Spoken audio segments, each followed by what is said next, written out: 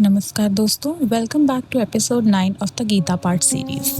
कभी आपने रात को कभी लेट नाइट काम कर रहे हो तो अकेले कमरे में बैठकर अपने दिमाग पर गुस्सा आया है जब आप फोकस नहीं कर पाते और बहुत सारा काम पेंडिंग होता है। तब हम क्या करते हैं, फ़ोन को साइड में रखते हैं, आंखें बंद करते हैं और खुद से बोलते हैं बस बहुत हो गया, अब कल सुबह उठकर अपना 100% दूंगा या दूंगी। लेकिन खैर अगली सुबह क्या होता है, सेम वही आलस, वही नोटिफिकेशंस और वही पुरानी कहानी। तुम हर हफ्ते एक नया टाइम टेबल बनाते हो, हर तीसरे दिन एक नई मोटिवेशन वीडियो देखते हो, पर अंदर से तुम जानते हो कि तुम आज भी वहीं खड़े हो जहां 3 महीने पहले खड़े थे। पता है क्यों? क्योंकि तुम दिमाग को अपना गुलाम बनाना चाहते हो, और सच तो ये है कि तुम खुद उसके नौकर बन चुके हो।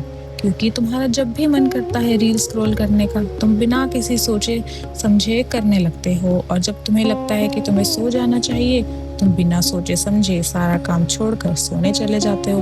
और तुम्हारी अपनी कोई मर्जी पर तुम्हारा कोई कंट्रोल ही नहीं बचता।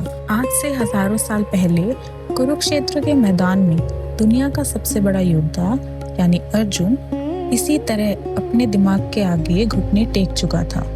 उसके पास दुनिया का सबसे बड़ा धनुष था, पर अंदर से वो पूरी तरह टूट चुका था।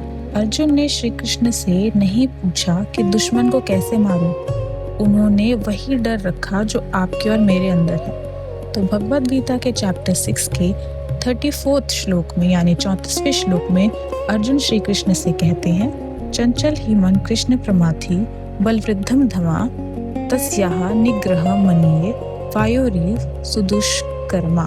इसका अनुवाद है कि हे कृष्ण, ये मन बड़ा चंचल है, प्रमाथि यानी दिमाग को इस तरह मत देता है कि सही और गलत का फर्क ही मिटा देता है।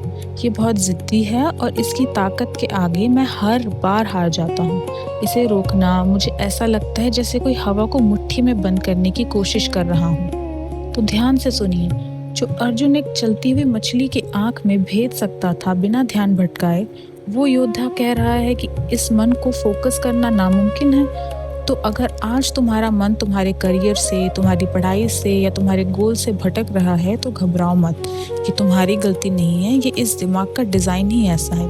ये ज़रूर भटकेगा, भटकता भी है और ये तुम्हें डुबाता भी है। और अगर तुमने इसे खुला छोड़ दिया तो ये तुम्हें अंदर से बर्बाद करके ही रुकेगा।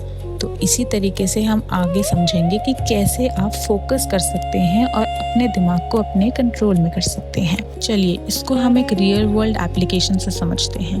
और हाँ, एक और बात कि अगर हम इसको डिजिटल दुनिया के हिसाब से देखें तो इसका मतलब ये नहीं है कि हम सारी दीन दुनिया छोड़ करके हम जंगल में चले जाएं। तो एग्जाम्पल ये है कि जब हम काम करने बैठे और ठीक 10 मिनट बाद हमारा दिमाग हमें अंदर से बोलने लगे कि यार मैं एक बार फ़ोन देख लेता हूँ, एक बार नोटिफिकेशन आई होगी चेक कर लेती हूँ, तो उसी सेकंड आपको अपने दिमाग को पॉज करना है और उस बात को रिजेक्ट करके उस बात से भटके बिना अपने काम पर वापस लग जाना है। उसी को हम कहते हैं अभ्यास यानी प्रैक्टिस।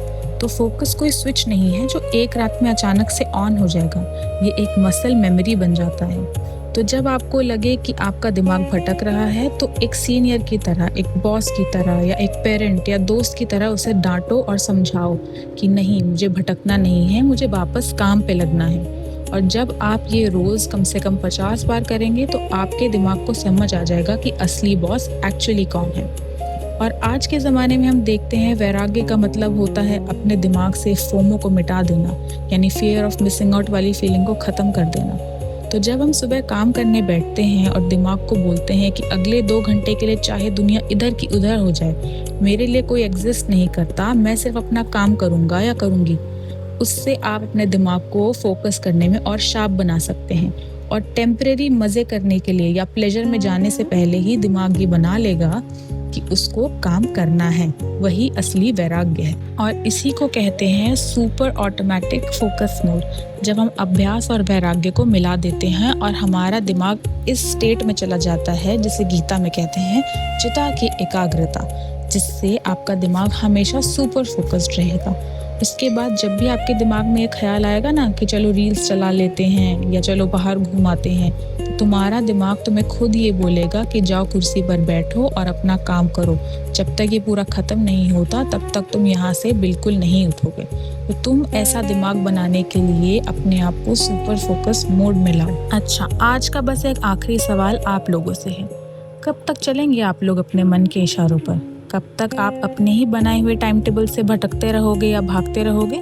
तो अगर आज के इस मन की गुलामी छोड़ने वाले वीडियो ने आपके मन को छुआ है और आपको अभ्यास और वैराग्य की तरफ लेकर गए हों, या आप अगर चाहते हो कि आप इस राह पर चलें, तो अभी कमेंट सेक्शन में अपनी अटेंडेंस लगाकर एपिसोड 9 लिख करके कमेंट कर दीजिए।